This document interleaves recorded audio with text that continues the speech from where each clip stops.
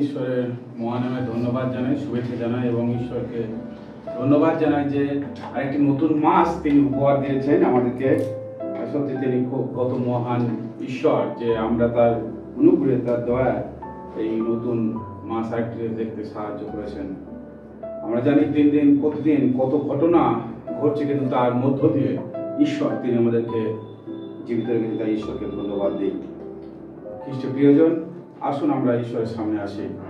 আর আমরা আজকে রবিবার যখন ঈশ্বরের সামনে আমরা এসেছি, তখন আমরা দেখি যে ঈশ্বর আমাদের সঙ্গে কি বলতে চায়। কারণ অনেক বিষয় আছে যে বিষয়গুলো আমাদেরকে অনেক কিছু বিষয় ভাবায় এবং আমাদের চিন্তার মধ্যে নিয়ে আসে। আর আজকে আমাদের সামনে যে ঈশ্বরের বাক্য আমি তুলে ধরতে চাই, সে বাক্য খুবই গুরুত্বপূর্ণ এবং আমরা যারা বিশ্বাসীরা বা যারা খ্রিস্টান বলে আমরা চিন্তা করি তাদের জন্য খুবই গুরুত্বপূর্ণ। ঈশ্বরের বাক্য লূক তার 20 অধ্যায় এবং 21 অধ্যায়, দেখেন এই অধ্যায়গুলো মূলত প্রভু যীশু খ্রিস্ট মৃত্যুবরণের আগে তিনি বেশ কিছু কথা তিনি বলে যাচ্ছেন, তিনি তার ভাববাণী তিনি করে যাচ্ছেন। এবং আজকে আমরা যদি দেখি যে যীশু খ্রিস্ট তিনি তার দ্বিতীয় আগমনের সময়ের উপরে অনেক কথা বলে গেছেন এবং বিশ্বাসীদেরকে সাবধান করে গেছেন, চেতনা দিয়ে গেছেন। কিন্তু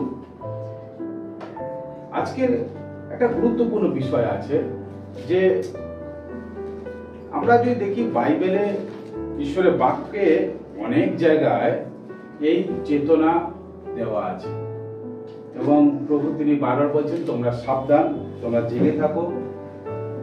কিন্তু বাস্তবিক দেখা গেলে যে আমরা যারা বিশ্বাসীরা কিন্তু অনেক সময় ঠিক উল্টো বিষয়টা ঘটছে আমাদের জীবনে। এটার কারণ কি সেটাও ব্যাখ্যা পাওয়া খুব মুশকিল। ঈশ্বরের বাক্য লূক লিখিত সুসমাচার তার 21 অধ্যায় আমরা একটা অংশ দেখব। এখানে বলছে লূক 21 অধ্যায় তিনি বলছেন যে 31 পদ থেকে, সেইরূপ তোমরা যখন এই সকল ঘটিতেছে দেখিবে তখন জানিবে ঈশ্বরের রাজ্য সন্নিকট। আমি তোমাদেরকে সত্য বলিতেছি যে পর্যন্ত সমস্ত সিদ্ধ না হইবে সেই পর্যন্ত এই কালের লোকদের লোভ হইবে না। আকাশেরও পৃথিবীর লোভ হইবে, কিন্তু আমার বাক্যের লোভ কখনো হইবে না। কিন্তু আপনাদের বিষয়ে সাবধান থাকিও, পাশে ভোগ পীড়ায় ও মত্ততায় এবং জীবিকার চিন্তায় তোমাদের হৃদয় ভারগ্রস্ত হয়, আর সেই দিন হঠাৎ ফাঁদের ন্যায় তোমাদের উপরে আসিয়া পড়ে। কেননা সেই দিন সমস্ত ভূতল নিবাসী সকলের উপরে উপস্থিত হইবে। ইহা ঈশ্বরের বাক্য। প্রিয় ভাই বোন, আজকের একটা গুরুত্বপূর্ণ বিষয় এখান থেকে আমি আলোচনা করতে চাই আমাদের সঙ্গে ঈশ্বরের বাক্য। বাস্তবিক যদি দেখি যে বাইবেলের যতগুলো ভবিষ্যৎবাণীর কথা আছে, যে সমস্ত ভগবাণীর কথা লেখা হয়েছে, বাস্তবিক সবই ঘটছে। তৎসত্ত্বেও যদি দেখা যায় যে খ্রিস্ট বিশ্বাসী বা যারা প্রভু যিশুর অনুসরণকারী তাদের জীবনে এই নিয়ে কোনো গুরুত্ব বা সেইরূপ কোনো মানে হেলদোল নেই। বাংলা যদি বলা যায় একদম চলতি কথায় যে কোনো হেলদোল নেই। তার কারণ খুবই ভয়ঙ্কর। কেন এইরূপ অবস্থা? আজকে প্রভু অনেকদিন আমার বিশ্বাস জীবনে আমি অনেকদিন আগে শুনেছিলাম যে অ্যান্টি ক্রাইস্ট আসবে, তখন এত কিছু দেখা যায়নি। কিন্তু বাস্তবিক এখন অ্যান্টি ক্রাইস্ট এসেছে, কত বিশ্বাসী ভ্রান্ত হয়েছে। তবুও যেন আমরা বিশ্বাসীর অনেক সময় হালকা জীবন করছি। শুধু তাই নয়, যীশু খ্রিস্ট তিনি আরো বলছেন যে আমার নামে অনেকে আশ্চর্য কাজ করবে, কিন্তু তোমরা তাদের দেখে অভিভূত হবে না। কিন্তু তা সত্ত্বেও বিশ্বাসীরা সেই দিকেও দেখে তারা ঘুরে যাচ্ছে এবং যীশু খ্রিস্টের জায়গায় মানুষকে যেন প্রধান স্থান দিয়ে বসেছে। এরকম ঘটনা অনেক ঘটছে। তো ঈশ্বরের রাজ্য সন্নিকটের জন্য প্রভু যীশু খ্রিস্ট যে বিষয়গুলো আমাদেরকে সাবধান করে গেছে, সেই বিষয় কিন্তু খুব কমই দেখা গিয়েছে যে মানুষ খুব সিরিয়াস ভাবে বা খুব সতর্কভাবে বিষয়টা নিচ্ছে, কিন্তু তারা উল্টোটা বেশি করছে। এখন বাইবেলে বলছে যে তোমাদের বিশ্বাস অনেক হালকা হয়ে যাবে, শীতল হয়ে যাবে, তোমরা সাবধান। সম্পর্কের মধ্যে সমস্যা হবে, ভাই ভাই, মা বাবা, এমনকি সন্তান সঙ্গে মা বাবার সম্পর্ক, সেগুলো সবই করছে। আমরা এখন প্রশ্ন হলো, আমরা বিশ্বাসীরা যারা বাইবেল জানি, যাদের কাছে ঈশ্বরের বাক্য আছে, যারা আমরা পড়ছি, তাহলে আমরা সতর্ক হলাম কোথায়? যখন নিউজে আসলে বাস্তবিক মনে হয় যে মানুষ আমরা আমাদের মধ্যে সেই আদম হওয়া যেহেতু জিন আছে, তাই অবাধ্যতা মনে হচ্ছে আমাদের জীবনে বেশি আছে। তার কারণ একটা মজার বিষয় আপনারা ভাববেন, যখন কোনো প্রাকৃতিক বিপর্যয়, সাইক্লোন বা বিভিন্ন ঝড় আসে, দেখবেন টিভিতে বা বিভিন্ন প্রচার মাধ্যমে সতর্ক বার্তা করে সরকার, যাতে মানুষ সেই জায়গায় গিয়ে বিপদে না পড়ে। কিন্তু বলতে গেলে এটা খুবই হাস্যকর বিষয়, এই অবস্থাতেও কিছু মানুষ তারা খুব সুযোগ সন্ধানী হয়ে থাকে যে এই সময় গেলে বেশি আমরা মাছ ধরতে পারবো এবং বেশি ইনকাম করবো, এবং তারা গিয়ে বিপদে পড়ে, মারা যায়, বিভিন্ন ঘটনা ঘটে। সুতরাং মানুষের মধ্যে আগাগোড়া একটা মনে হচ্ছে অবাধ্যতার বিষয় কাজ করছে। তাই মানুষকে বললেও, মানুষ শুনলেও সেই বিষয় যাচ্ছে না। এটা একটা অভাব বিষয়। তার কারণ আমরা দেখেছি যে বাইবেলে যদি দেখি, প্রথম থেকে এইটা ঘটনা ঘটছে। ঈশ্বর মানুষকে তিনি সৃষ্টি করার পরে থেকে তিনি দেখেছেন যে মানুষ সবসময় ঈশ্বরের অভাব। ঈশ্বর বারংবার চেষ্টা করেছে, তার বিভিন্ন ভাববাদীর মধ্য দিয়ে চেষ্টা করেছেন, এমনকি শেষমেশ তিনি নিজে আসলেন, তাও মানুষের সেই মন পরিবর্তন হওয়া যেন ভয়ঙ্কর কষ্টকর বিষয়। এটা প্রিয় ভাই বোন, আজকে আমি আপনি যখন এই বাক্য শুনছি, বাক্য পড়ছি, আমরা কতটা সেই বাক্যকে সতর্কতার সঙ্গে বা কতটা সাবধানতার সঙ্গে বাক্যটা গ্রহণ করছি, বাক্যটার উপরে গুরুত্ব দিচ্ছি, এটা আজকে আমাদের বিষয় ভাবতে হবে। ঈশ্বর বাক্য প্রভু যীশু খ্রিস্ট তিনি বলছেন, এবং আরেকটা গভীর বিষয় লেখা আছে যে তিনি বলছেন, আমি তোমাদেরকে সত্য বলিতেছি 32 পদে, যে পর্যন্ত সমস্ত সিদ্ধি না হইবে সেই পর্যন্ত এই কালের লোকদের লোভ হইবে না। এই যে বিষয়টা আজকে বলছেন, অনেকটা কি প্রভু যীশু খ্রিস্ট যে যে ঘটনার কথা তিনি বলেছেন ঘটবে, সেইগুলো যতক্ষণ না পূর্ণ হবে ততক্ষণ এই পৃথিবীতে যারা বাস করছে তারা কেউ নষ্ট হবে না। মানে নষ্ট বলতে এই নয় যে সব মানুষ আগে মারা যাবে, তারপরে যে সমস্ত প্রাকৃতিক বিপর্যয় বা যে সমস্ত ধ্বংসের কথা প্রভু বলছেন সেইগুলো হবে, তা নয়। মানুষ মারা যাবে, মানুষের একটা বয়স হলে মারা যাবে, কিন্তু এই যে ভয়ঙ্কর দিনগুলো ঘটবে, প্রভু যীশু যেমন বলেছেন, মথি লিখিত সুসমাচারে তিনি বলেছেন, দুর্ভিক্ষ হবে, যুদ্ধ হবে, মহামারী হবে, মানে কি কষ্ট, ভয়ঙ্কর কষ্ট, সেইগুলো ঘটবে।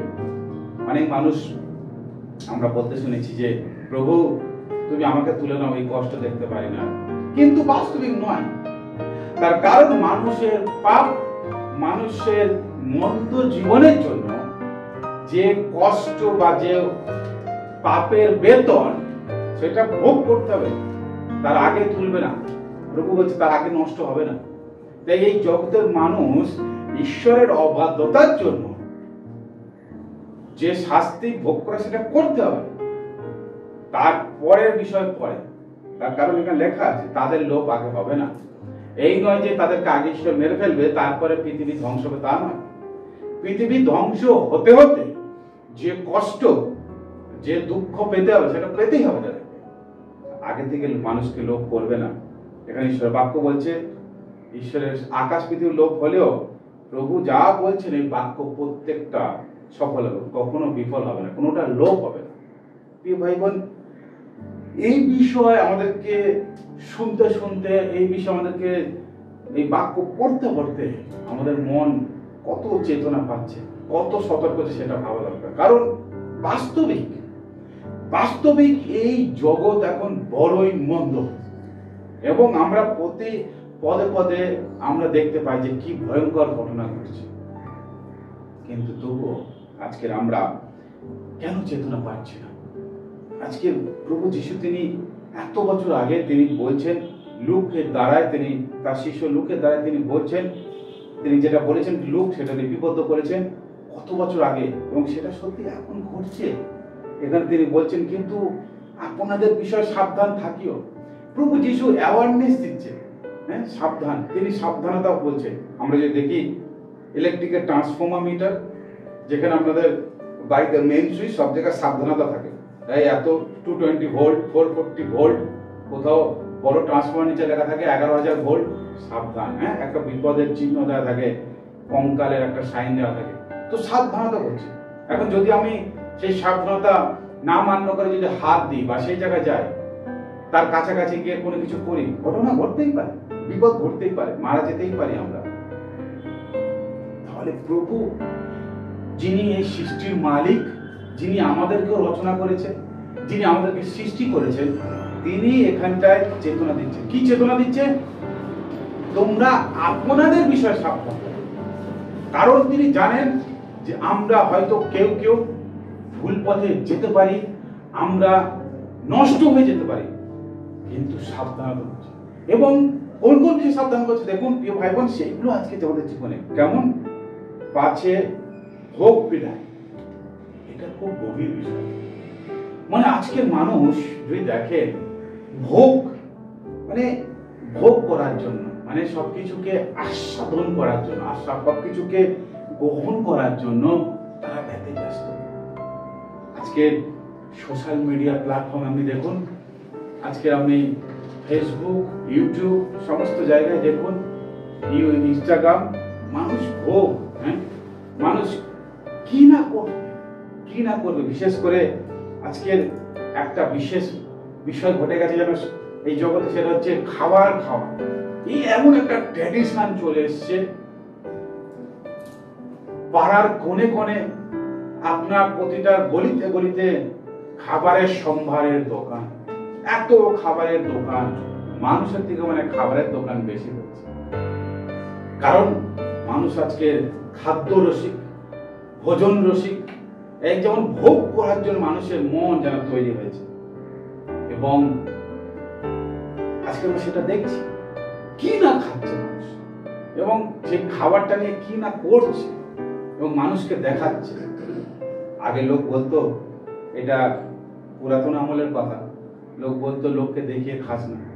আবার আমরা ছোটবেলা দেখেছি একটু খাবার অংশ ফেলে দিতাম যাতে কেউ নজর না দেয়। কিন্তু আজকের আমরা সোশ্যাল মিডিয়া দেখি সে এমন ভাবে খাচ্ছে, রাক্ষসের মতন কেউ কেউ খেয়ে সেটাকেও একটা ভাইরাল ভিডিও করছে যাতে মানুষ সেটা দেখে অভিহিত হয়। এটা কি বাস্তবে, এটা কি বিষয় ঘটছে? আজকে প্রভু যেটা বলছে সেটা কি নয়? ভোগ পীড়ায়। এই ভোগ যারা করছে তার পরবর্তী পীড়া। আজকের মানুষের জীবনে ডক্টররা বলছে খাবারের অভ্যাস খারাপের জন্য বেশিরভাগ মানুষ অসুস্থ। আজকের হসপিটালে মেলা হচ্ছে, তার কারণ এটাই। আজকের গজিয়ে উঠেছে ওষুধ দোকান, এতটাই পরিমাণে অন্য দোকানের থেকে বেশি ওষুধ দোকান হয়ে গেছে। হসপিটাল এবং diagnostic centre, pathology centre, polyclinic centre. তার কারণ কি? কারণ আজকে সত্যি মানুষ আজকে পীড়ায়, আজকে মানুষ অসুস্থ, মানুষ আজকে বিভিন্ন রোগগ্রস্ত। মানুষের জীবনে খাদ্য জুটুক না জুটুক, ওষুধ তাদেরকে খেতে হবে, হাজার হাজার টাকার ওষুধ খেতে হবে। কেন? তার কারণ প্রভু আজ অনেকদিন আগে সাবধান করেছিল, কিন্তু মানুষ বাস্তবিক সেই সাবধানতা শোনে না। ঈশ্বর মানুষকে ভালোবাসে, এবং ঈশ্বর মানুষকে ভালোবেসে এই সব কিছু সৃষ্টি করেছেন মানুষের জন্য। তিনি ভালো পরিকল্পনা করে সৃষ্টি করেছেন, কিন্তু মানুষ তার নিজের চিন্তা, অবাধ্যতা, ঈশ্বরের সামনে জীবন করতে করতে নিজের জীবনকে নিজে খারাপ করেছে। তাই প্রভু যীশু তিনি সাবধান করেছেন যে পাছে ভোগ পীড়ায় এবং আজকের মত্ততা, মাতলাম। আজকে যদি দেখি ছোট্ট 10-12 বছর ছেলেরাও আজকে মাতলামো করছে। সমাজ আজকে তাদেরকে কিছু বলতে পারছে না, তাদের পরিবার তো দূরের কথা। আজকে সমাজটা কলুষিত হয়েছে। সবাই আজকে মত্ততায়, ভোগ পীড়ায় এবং আরো একটা বিষয়, জীবিকার চিন্তায় তোমাদের হৃদয় ভারগ্রস্ত। আজকে সত্যি অনেক মানুষ আছে, আমরা যদি দেখি আমাদের দেশের পলিটিক্স এর মধ্যেও, সরকার এবং বিপক্ষের মধ্যেও একই বিষয়, যে কোটি কোটি যুবক আজকের জীবিকাহীন। একটা কোনো সরকারি পরীক্ষা হলে লক্ষ লক্ষ, মানে 10টা পদ বা 100টা পদ যদি খালি থাকে, ভ্যাকান্সি থাকে, তার জন্য লক্ষ লক্ষ যুবক যুবতীরা তার পরীক্ষা দিচ্ছে যদি চাকরি পায়। সত্যি আজকে মানুষ জীবিকার জন্য পাগল হয়ে যাচ্ছে। কেন? প্রত্যেকের কিছু করতে হবে, কিছু খেতে হবে, বাঁচতে হবে। একটা চরম হাহাকার বিষয়। কেন এই ঘটনা ঘটলো? একটাই বিষয়, ঈশ্বর বিহীন জীবন। আজকে যে সমস্ত দেশ বলি, মানুষ বলি, রাজ্য হোক এবং কি বলো এলাকা, যে কোনো জায়গা হোক, প্রতিবেশী এলাকা হোক, গলি হোক, সমস্ত পাড়া হোক, ঈশ্বর বিহীন জীবন, ঈশ্বরকে ছাড়া জীবনের মধ্য দিয়ে যারা চলছি আমরা, সবার জীবনে এই অবস্থা নেমে আসবে। এবং বাস্তবিক যিশু তার ভাববাণীগুলো শুধু সবার উদ্দেশ্যে নয়, যারা আমরা খ্রিস্ট বিশ্বাসী তাদের উদ্দেশ্যে তো অবশ্যই তিনি এগুলোকে তিনি বলছেন। এবং তিনি আগাগোড়া তিনি বলতে চেয়েছেন যেন আমরা এই বিষয়ের জন্য যেন নিজেকে সাবধান করি, নাহলে আমরা প্রভুর আগমনের সময় আমরা ব্যর্থ হব। প্রভুর আগমনের সময় আমাদেরকে প্রস্তুত রাখতে আমরা ব্যর্থ হব। কারণ প্রভু তিনি চান যেন আমরা ছাড়া না করি বা আমরা বাদ না করি, যেন আমরা তার সঙ্গে সেই জায়গায় যেতে পারি। বাস্তবিক আজকে আমাদের জীবনে যদি দেখি যে প্রভুর প্রত্যাবর্তনের সময় কেউ বলতে পারবে না কখন তিনি আসবেন, কেউ বলতে পারবে না। আমরা আজকে অনেক বড় বড় লোককে দেখছি, ঈশ্বরের সন্তানদেরকে, তারা বলছে আমরা ভাববাদী, প্রফেট আগে যারা ছিল তারা কিন্তু প্রফেসি করত, মানে কি করতে হবে এখন কি করতে হবে। কিন্তু বাস্তবিক আমি জানি না এই ধরনের প্রফেটরা কিসের উপর ভবিষ্যৎবাণী করছে বা কি ভাববাণী করছে আমি বলতে পারবো না, আমি শুনিনি। তো তারা কতটা মানুষকে চেতনা দিতে পারছে? অনেক বড় বড় প্রফেট আছে, এই বিষয়ে কতটা চেতনা দিতে পারছে? আর এবং এটা কি তারাও বলতে পারবে প্রভু কবে আসবে? কারণ আগে ঈশ্বর তার ইচ্ছা, তার পরিকল্পনা এই ভাববাণী যারা বলতো তাদের কাছে তিনি প্রকাশ করতেন, এই প্রফেটদের কাছে প্রকাশ করতেন, এবং তারা গিয়ে চেতনা দিত রাজাকে, সেই জাতিকে বলতো তোমরা এইরূপ করো, আর ঈশ্বর তোমাদেরকে এইরূপ ভাবে তোমাদের উপরে কার্য করতে চলেছে। কিন্তু আজকে কোথায়? আজকে তো সেটাও আমরা জানি না। হয়তো তার শুধু নিজের মিনিস্ট্রি বা পরিচর্যার ক্ষেত্রে এটা করতে পারে, কিন্তু আমি জানি না কি করছে কিনা। কিন্তু বাস্তবিক আমাদেরকে একদমই প্রস্তুত হতে হবে। আমরা জানি না যে প্রভু কোন মুহূর্তে আসবে, কখন আসবে, কিন্তু আমরা জানো সেই ফাঁদেতে না পড়ি। এখানে বাইবেলের বাক্যটা খুব সুন্দর করে লিখেছে যে আর হঠাৎ সেই দিন হঠাৎ ফাঁদের ন্যায় তোমাদের উপর আসে। এটা একটা বিষয়টা ভাবো, এই বাক্যটা কি বলছে? ফাঁদের ন্যায়, ট্র্যাপ। এটা যেন একটা ট্র্যাপ করা আছে, ফাঁদ। যেমন দেখি আমরা ফাঁদ পাতি পাখি ধরার জন্য বা কোনো কিছু করার জন্য। কেন? সেই ব্যক্তি বা সেই প্রাণী যেন না বুঝতে পারে, এইটার জন্যই তো ফাঁদ পাতা হয়, যেন সেই মানুষ বা সেই ব্যক্তি বা সেই জন্তুটা ফেঁসে যায়। এটার জন্য ফাঁদ বলি আমরা। বাস্তবিক প্রভু আমাদেরকে চেতনা দিচ্ছে যে আমরা যেন সেই ফাঁদে না পড়ি। সত্যি আমরা কি ফাঁদে পড়তে চলেছি? আমরা কি ফাঁদে পড়বো? এখানে ঈশ্বর বাক্য বলছে, কেননা সেই দিন সমস্ত ভূতল নিবাসীর সকলের উপরে উপস্থিত হবে। এটাই হচ্ছে সব থেকে মজার বিষয়। এই বাক্যে যা লেখা আছে শুধু খ্রিস্টানদের জন্য নয়, শুধু যিশু বিশ্বাসীদের জন্য নয়। ঈশ্বরের বাক্য বলছে, যিশু খ্রিস্ট নিজে বলছে, ভূতল নিবাসী, এই ভূতলের উপরে যত লোক নিবাস করে সবাই উপরে আসবে। সেই জন্য তিনি বলছেন তোমরা সাবধান, এবং তারপরেই তিনি বলছেন তোমরা জেগে থাকো, প্রার্থনা করো। প্রিয় ভাই বোন, আজকের প্রভু যীশু খ্রিস্ট তিনি এই কথা এত বছর আগে তিনি বলেছেন, চেতনা দিচ্ছেন যেন আমরা চেতনা পেয়ে নিজেকে যেন পরিবর্তন করি। কি করতে হবে? তিনি 36 পদে বলে দিয়েছেন কি করতে হবে। জেগে থাকতে হবে, মানে আধ্যাত্মিক ভাবে আমাকে জেগে থাকতে হবে। আমার আত্মা যেন কোনো বিষয় দ্বারা কলুষিত না হয়, আমার আত্মা কোনো বিষয় দ্বারা প্রভাবিত না হয়, নষ্ট না হয়।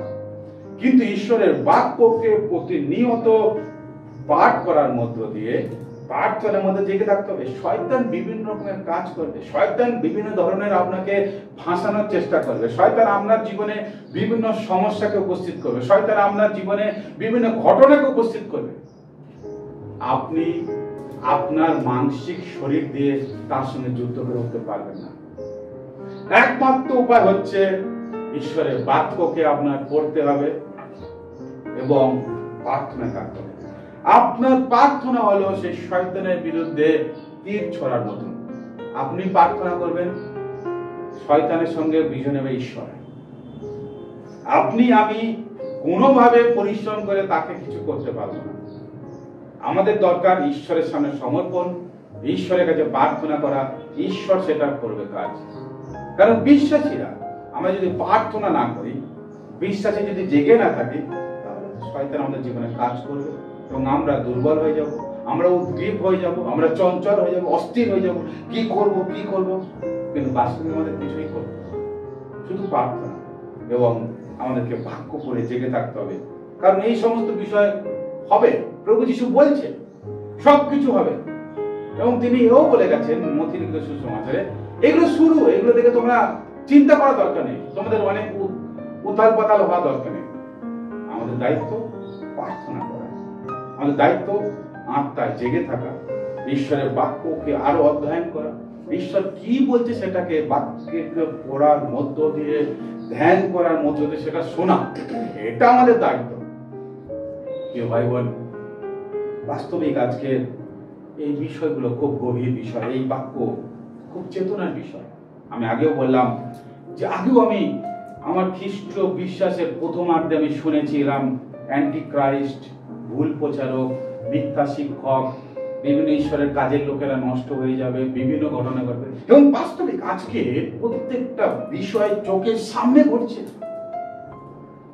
এবং তিনি আজকে যেগুলো বললো যে তোমরা পাছে ভোগ পীড়ায়, সত্যি আজকে মানুষের জীবনে বেশিরভাগ 90% লোক তার অসুস্থ, তার কারণ তাদের ভুল খাদ্যাভ্যাস এবং তাদের খাদ্যের প্রতি এমনই একটা তাদের জীবনযাত্রা চলে এসে। আজকে যদি আমরা যাই আমাদের আশপাশের মার্কেটে গেলেও আমরা বুঝতে পারবো মানুষ আজকে খাদ্যের প্রতি এত পাগল, বাজারে তারা এত বাজার করছে, তার সত্ত্বেও তাদের আশেপাশের ফাস্টফুড রেস্টুরেন্ট গুলো রমরমিয়ে চলছে। ভাবুন মানুষ আজকে কিভাবে খাদ্য হচ্ছে, এমনকি তারপরেও তারা বাড়িতেও আবার খাবার বিভিন্ন ধরনের তৈরি করছে। মানুষের জীবনে এই দিকে চলে যাচ্ছে, কারণ মানুষ এই দিকে বেশি সময় দিতে চায়, ঈশ্বর থেকে তারা মুখ ঘোরাচ্ছে। নোহের সময় একই ঘটনা ঘটেছিল।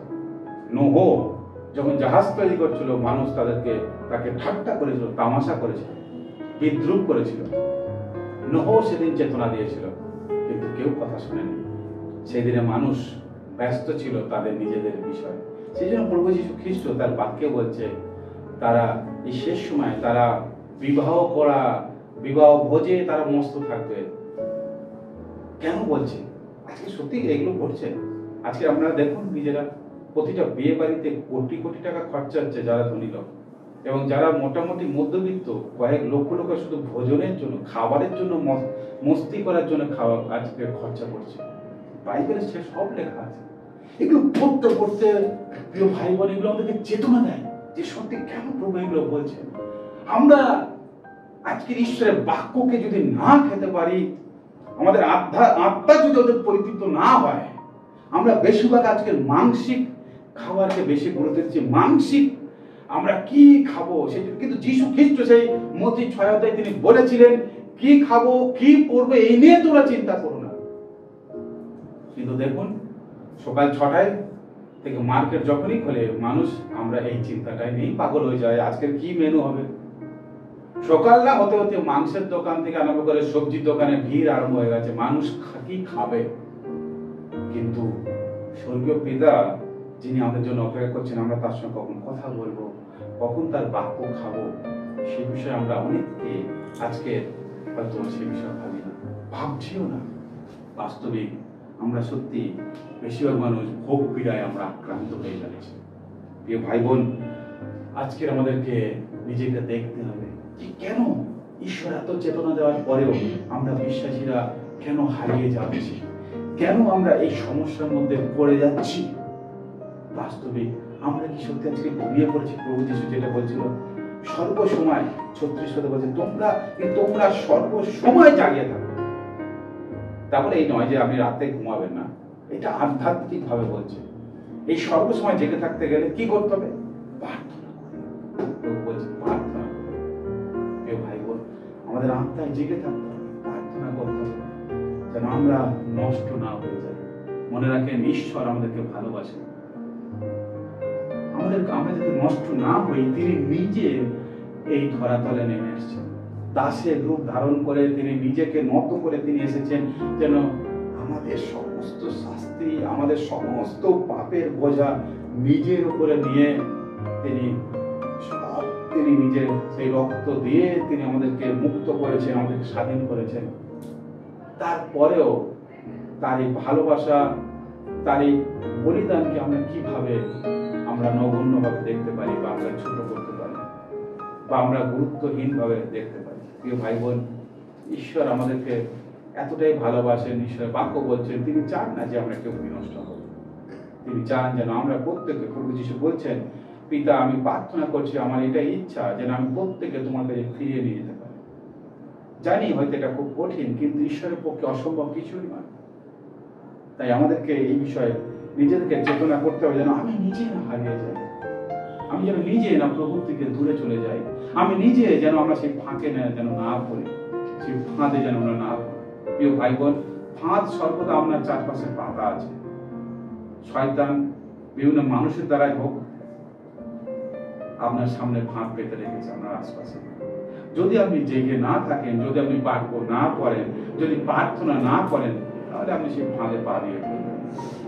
তাই যদি আপনি বাক্য পড়েন, বাক্য ধ্যান করেন, প্রভু আপনাকে বুদ্ধি দেবে, কারণ প্রভু নিজে স্বয়ং প্রজ্ঞা। ঈশ্বরের বাক্য বলছে ঈশ্বর ভয় প্রজ্ঞার আরম্ভ। ঈশ্বর আপনাকে জ্ঞান বুদ্ধি প্রজ্ঞা দিয়ে অভিষেক করতে চান, কারণ আপনি তার সন্তান। তিনি আপনাকে এরকম সাধারণভাবে তিনি নষ্ট হতে দেখতে চান না। কিন্তু বাস্তবে যদি আমরা নিজেরা যদি সেই পথ অবলম্বন করি, তাহলে ঈশ্বর কি করবে? ঈশ্বর তো নিজে আপনার জন্য বলিদান পর্যন্ত দিয়ে দিয়েছে যাতে আপনি ভালো জীবন পেতে পারেন। এ ভাই বোন, আসুন আমরা ঈশ্বরের সামনে আসি। ঈশ্বরের বাক্য বলছে 36 অধ্যায় এইভাবে শেষ করছে যে তোমরা যেন তাহা এড়াইতে পারো এবং ঈশ্বরের সামনে যোগ্যতার সঙ্গে যেন শক্তিমান ভাবে যেন দাঁড়াতে পারো। প্রিয় ভাই বোন, যখন প্রভু আসবেন যেন আমরা প্রভুর শক্তিতে, সেই বিশ্বাসের শক্তিতে যেন আমরা শক্তিমান হয়ে দাঁড়াতে পারি, যেন দুর্বল না হয়ে যায়, যেন আমরা নিরুৎসাহ না হয়ে যাই, হতাশ না হয়ে যাই। আসুন প্রিয় ভাই বোন, আমরা প্রার্থনায় যাই। সর্বশক্তিমান পিতা ঈশ্বর, তোমার আগমন সন্নিকট, সেই বিষয় প্রত্যেকটা সুসমাচার থেকে আরম্ভ করে তোমার বিষয়ে বলছে। এবং প্রভু পরবর্তী বিভিন্ন পত্রেও তোমার বিষয়, তোমার আগমনের বিষয়ে চেতনা দিচ্ছে। প্রভু তুমি বলে গেছো বিভিন্ন ভাবে, তুমি বিভিন্ন চিহ্নের কথা বলে গিয়েছো, আমরা অনেকবার পড়েছি, আমরা শুনেছি, কিন্তু তবুও যেন প্রভু আমরা শিথিল হয়ে আছি। প্রভু পিতা ঈশ্বর, তুমি বলে যাচ্ছ সাবধান, সাবধান, সাবধান। প্রভু আমরা কবে সাবধান হব? এই বিপদ থেকে আমরা কবে নিজেকে রক্ষা করার জন্য নিজেরা বুঝতে পারবো যে আমাদের কি করতে হবে? পিতা ঈশ্বর তুমি সাহায্য করো, সত্যি যেন আমরা নিজেকে সাবধানতায় রক্ষা করতে পারি। তুমি এতটাই আমাদেরকে ভালোবাসো, তুমি চাও না যে আমরা বিনষ্ট, তুমি চাও যেন আমরা অনন্ত জীবন পেতে পারি। তোমার সঙ্গে সেই তোমার তৈরি বাসভবনে যেন আমরা থাকতে পারি অনন্ত কাল ধরে। প্রভু তোমার কত মহান পরিকল্পনা। তাই প্রভু তুমি বলেছো তোমরা যেন সেই ফাঁদে না পড়ো, সাবধান। প্রভু হ্যাঁ, তুমি আমাদেরকে সাহায্য করছো, তুমি করতে চাও। তুমি বলেছো প্রতিদিন আমি তোমাদের সঙ্গে সঙ্গে আছি, আমি তোমাকে কখনো ছাড়িব না, কখনো ত্যাগ করিব না। কিন্তু আমরা নিজেদের চিন্তাকে গুরুত্ব দিয়ে, নিজেদের চিন্তাকে বাস্তবায়ন করার জন্য আমরা তোমাকে শুধু ছাড়তে চাই, আমরা তোমাকে পিছনে রেখে বারবার আমরা সবকিছু করতে চাই। প্রভু আমাদের এই জীবন এমনই প্রভু শয়তান মূর্খতায় নিয়ে যাচ্ছে যে আমরা বারংবার তোমাকে অস্বীকার করে বসছি। প্রভু তুমি আমাদেরকে ক্ষমা করো, সাহায্য করো যেন প্রভু আমরা সুন্দরভাবে জীবন করতে পারি। প্রত্যেকটা তোমার সন্তানকে তুমি রক্ষা করো, তাদের আত্মাকে তোমার হাতে সমর্পণ করলাম, তোমার ইচ্ছা তাদের জীবনে পূর্ণ হোক। প্রার্থনা শুনেছি, অনেক ধন্যবাদ। প্রার্থনা প্রভু যীশু খ্রিস্ট তোমার নামে চাই, আমেন। আসুন প্রভু সেখানে প্রার্থনা করি। আমাদের স্বর্গস্থ পিতা, তোমার নাম পবিত্র বলে মান্য হোক, তোমার রাজ্য আসুক, তোমার ইচ্ছা সিদ্ধ হোক যেমন স্বর্গে তেমন পৃথিবীতে হোক। আমাদের প্রয়োজনীয় খাদ্য আজ আমাদেরকে দাও, আর আমাদের অপরাধ ক্ষমা করো যেমন আমরা আপনাদেরকে ক্ষমা করিয়াছি। আর আমাদের পরীক্ষা টানিও না, কিন্তু মন্দিরকে রক্ষা করো, আর রাজ্য পরাক্রম মহিমা যুগে যুগে তোমার, আমেন। আসুন আমরা আশীর্বচন গ্রহণ করি। এখন থেকে পিতা ঈশ্বরের প্রেম, প্রভু যীশু খ্রিস্ট অনুগ্রহ, পবিত্র আত্মার সহভাগিতা, শান্তির চালনা প্রেরণা আমাদের প্রত্যেকের সঙ্গে, সমস্ত খ্রিস্ট ভাই বোনেদের সঙ্গে এখন থেকে প্রভু দ্বিতীয় আগমন পর্যন্ত নিত্য নিত্য বিরাজ করো, আমেন। প্রভু আমাদের সর্বোচ্চ সবাইকে জয় যিশু, ভালো থাকেন, আবার দেখা হবে।